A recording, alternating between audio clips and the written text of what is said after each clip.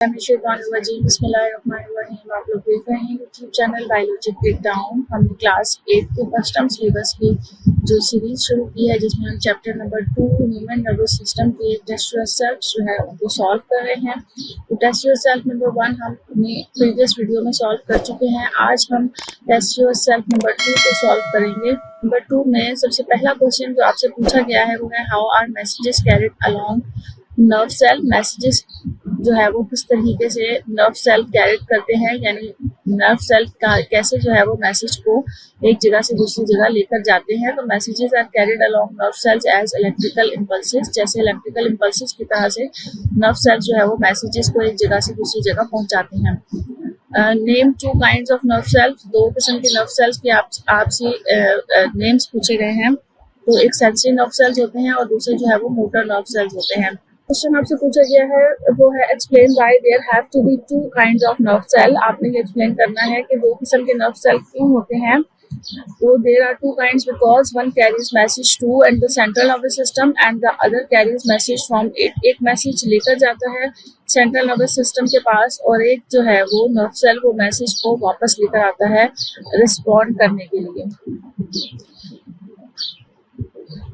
Next question है कि how are nerve cells adapted to do their job. Nerve cells are long and thin which help them carry message quickly over long distance। Nerve cell किस तरीके से उनकी shape बनी हुई होती है, वो किस तरह जो है वो अडेप्ट किए हुए होते हैं, यानी उनकी शेप को ऐसा किस तरह का बनाया हुआ है अल्लाह ताला ने कि वो इजीली और क्विकली और बहुत तेजी से मैसेज को डिस्टेंस तक मुख्तलिफ बॉडी के पार्ट्स तक लेकर जाते हैं। तो नर्व सेल जो होते हैं वो लॉन्ग होते हैं, थिन होते हैं, बहुत बारीक होते हैं, जो कि उनको हेल्प करते हैं कि वो बहुत तेजी से मैसेजेस को ज़्यादा दूर तक, ज़्यादा लंबे डिस्टेंस तक लेकर जा सकें। What is the difference between a nerve and a neuron? Nerve और न्यूरॉन में डिफरेंस बताना है। तो न्यूरॉन जो होते हैं वो सिंगल नर्व सेल जो होता है उसको न्यूरॉन कहा जाता है, जबकि नर्व सेल्स जो है वो बंडल की शक्ल में जो सेल्स मौजूद होते हैं उन्हें जो है वो नर्व्स कहा जाता है या नर्व सेल्स कहा जाता है। इन दोनों का डिफरेंस बहुत इंपॉर्टेंट है, लॉन्ग क्वेश्चन में भी जो है वो आ सकता है। ये आपको टेस्ट योरसेल्फ में जस्ट आपके कॉन्सेप्ट क्लियर करने के लिए या आपके कॉन्सेप्ट पूछने के लिए छोटे छोटे क्वेश्चन जो है वो आपसे पूछे जाते हैं, ताकि ये देखा जा सके कि आप लोगों ने जो रीडिंग मटेरियल में से जो चीज़ें पढ़ी हैं उसमें आपका कितना कॉन्सेप्ट जो है वो क्लियर है। तो इसलिए इसके आंसर भी जो है वो छोटे छोटे आपने लिखने होते हैं, ताकि बस आप सिर्फ ये बता सकें कि इन चीज़ों का कॉन्सेप्ट जो है वो हमारा क्लियर है। Suggest why a nerve has fatty insulation around it. आपने ये बताना है कि जो नर्व्स होते हैं उनके इर्द गिर्द फैटी इंसुलेशन क्यों मौजूद होती है। तो फैटी इंसुलेशन जो है वो प्रोटेक्ट कर रही होती है नर्व सेल्स को और मैसेज को ट्रैवल करने में, फास्टर ट्रैवल करने में भी हेल्प कर रही होती है। नेक्स्ट जो टेस्ट योरसेल्फ है उसमें आपसे पहला क्वेश्चन पूछा गया है कि व्हाट इज स्टिमुलस। स्टिमुलस क्या होता है। स्टिमुलस एक चेंज होता है जो कि किसी भी इन्वायरमेंट में अगर आता है जो कि रिस्पॉन्स का सबब बनता है, यानी बॉडी के इर्द गिर्द मौजूद जो भी इन्वायरमेंट है उसमें अगर कोई तब्दीली आई है तो बॉडी उसको फील करती है, महसूस करती है और उसके खिलाफ रिस्पॉन्स करती है। तो इसे जो है वो स्टिमुलस कहा जाता है। इसकी एग्जांपल दें, for example touching a hot object. मिसाल के तौर पर किसी भी बॉडी ने किसी हॉट ऑब्जेक्ट को टच कर लिया है तो वो उसके लिए एक चेंज है। तो नेक्स्ट जो क्वेश्चन है वो है what is a response. Response क्या होता है। रिस्पॉन्स जो होता है वो रिएक्शन होता है किसी स्टिमुलस के खिलाफ। मिसाल के तौर पर अगर किसी बॉडी ने हॉट ऑब्जेक्ट को टच कर लिया है गलती से, या उसकी बॉडी टच हो गई है या हैंड टच हो गया है, तो उसके खिलाफ रिस्पॉन्स क्या होगा। उस हैंड को फौरन से विड्रॉल कर लिया जाएगा, तो ये रिस्पॉन्स होता है। तो इसे जो है वो हम रिस्पॉन्स कहते हैं। रिएक्शन जो स्टिमुलस की वजह से होता है उसे जो है वो रिस्पॉन्स कहा जाता है। इसके एग्जांपल में हम ये लिख सकते हैं कि pulling your hand away from the hot object. फौरन से किसी भी गर्म चीज से अपने हाथ को पुल कर लेना, खींच लेना जो है वो एक रिस्पॉन्स है। नेक्स्ट क्वेश्चन है वो है कि describe the path of a nerve impulse during a reflex action. अब रिफ्लेक्स एक्शन जो होता है वो एक अलग एक्शन होता है, एक नॉर्मल एक्शन जो हो रहा होता है वो बॉडी के अंदर वो एक अलग हो रहा होता है। तो दोनों का जो पाथ है वो थोड़ा सा चेंज होता है। रिफ्लेक्स एक्शन वो एक्शन होते हैं, यहाँ आपको थोड़ा सा मैं एक्सप्लेन कर दूं कि रिफ्लेक्स एक्शन वो एक्शन होते हैं जो कि क्विकली करने वाले होते हैं, इमीडिएटली फौरन से करने वाले होते हैं।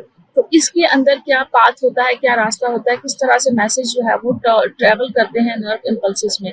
तो इस पाथ में सबसे पहले स्टिमुलस यानी जो भी तब्दीली आई है, जो भी चेंज आया है, वो रिसेप्टर रिसीव करता है, सेंसरी न्यूरॉन्स तक पहुंचाता है और सेंसरी न्यूरॉन उसको स्पाइनल कॉर्ड के पास लेकर जाते हैं।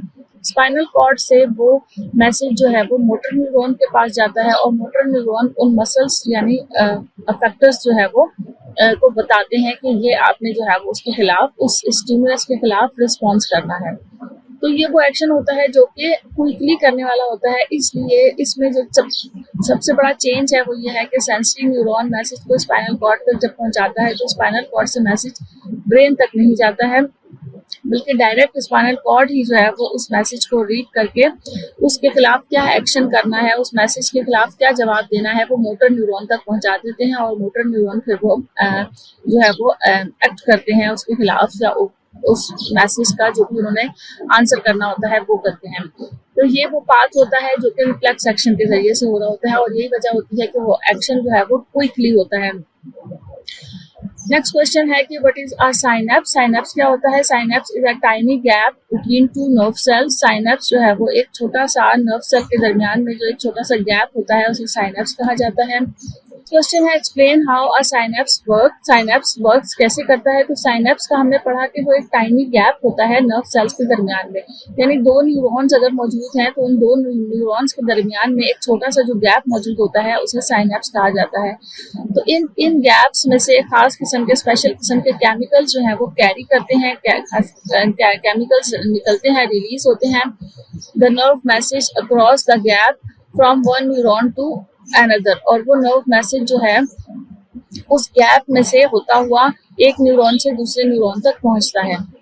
Explain why you have so many response to one stimulus. आपने एक्सप्लेन करना है कि क्यों जो है वो बहुत सारा रिस्पॉन्स एक ही स्टिमुलस के जरिए से आ सकता है। तो one stimulus can affect different parts of the body. एक स्टिमुलस जो है वो बॉडी के डिफरेंट पार्ट्स को अफेक्ट करता है, causing several response at the same time, और यही वजह होती है कि मुख्तलिफ रिस्पॉन्स जो है वो आते हैं सेम टाइम पर।